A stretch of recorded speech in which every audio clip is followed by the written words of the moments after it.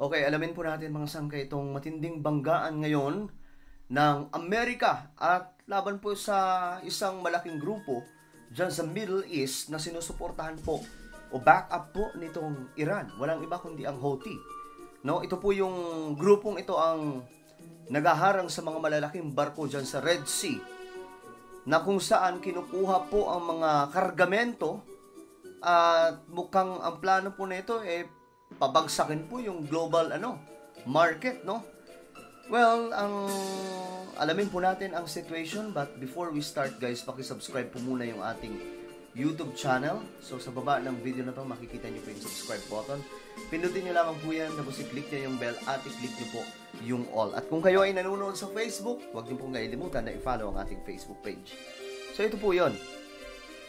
Mga sangkay, Israel-Hamas war, US versus Houthi militants in Red Sea. Tumitindi po ang tensyon at kamakailan lamang mga sangkay itong United States of America, yung pwersa po ng Amerika, ay nagdeklara na nga po ng mas matindi pong pakikipagdigma laban po sa Houthi. At alam po natin ang kahahantungan nito mga sangkay na dito na po magtatapos ang kabanata nitong grupong to kapag sineryoso po sila ng Amerika. Panoorin po natin. In the Red Sea are intensifying as we speak. An Indian-flagged crude oil tanker has been attacked by Houthi militants. Yan po ha. Sunod-sunod po yan na ginagawa ng mga pag-atake ng Houthi. Ito pong mga dumadaang barko, mga sangkay sa Red Sea. According to the US military, the Gabon-owned tanker MV Saibaba sent a distress call to a US warship in the area. US Naval Forces Central Command has said that no injuries have been reported from the strike as of now. Indian media reported indicating that the Indian-flagged vessel was not hit and that the drone strike was a near miss. So, wala pong hindi po tumama mga sangkay. Ayan po, vessel was not hit. And that drone strike was a near miss. The US Naval Forces Central Command also responded to distress calls from one other ship under attack. Gumanti ka agad po yung Amerika. This after a Norwegian-flagged owned and operated oil tanker reported a near miss of a Houthi drone attack. In another similar incident in the southern Red Sea area, 4 drones headed towards a US destroyer were shot down on Saturday. They were reportedly launched from Houthi-controlled areas of Yemen. The Iran alliance... Ayan United States of America. Ayan po dito sa report. Shots down 4 Houthi drones. Ayan po sa report. Matindi rin po itong Houthi, no? High-tech din po sila Hindi po sila katulad po sa Pilipinas, mga sangkay. Di ba? May mga grupo din po sa ating bansa. Pero hindi po ganito ka-high-tech. Itong Houthi, matindi. May mga hawak po silang matitinding armas at saka may mga helicopter po sila.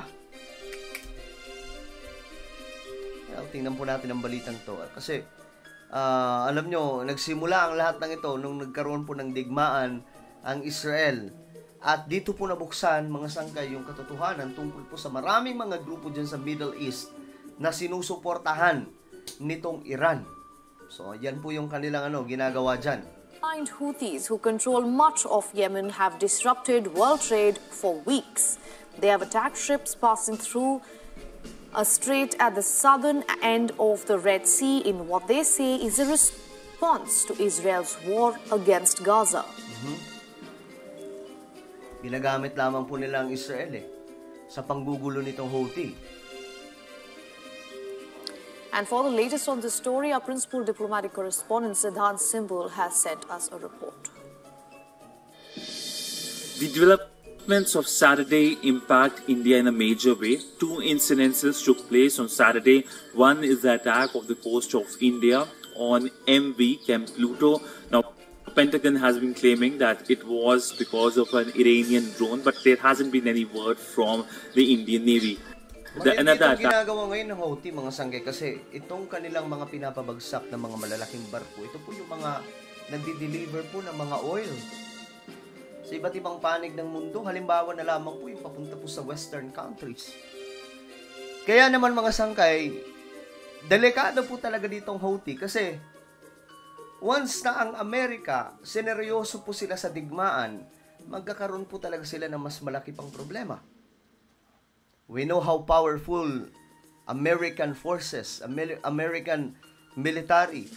Though mga sangkay, makikita po natin ngayon na ang Amerika ay bumabagsak, nagdadaos-dos ang kanilang ekonomiya, but when it comes to military capability, advanced po sila. At hindi po sila basta-basta nagpapakita ng mga malalakas na armas. Hindi po tulad ng Russia, China, North Korea na nagbibida po sila ng mga malalakas na armas. But in America, mga sangka, hindi po natin makikitaan ng ganun. Wala po sila mga tawag dito, Hell March ng military. Why?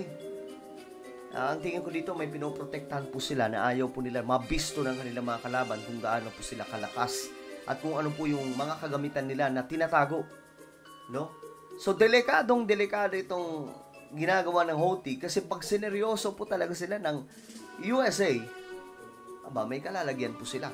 Itong Houthi, mga sangkay, ginagamit po nila yung digmaan ng Israel.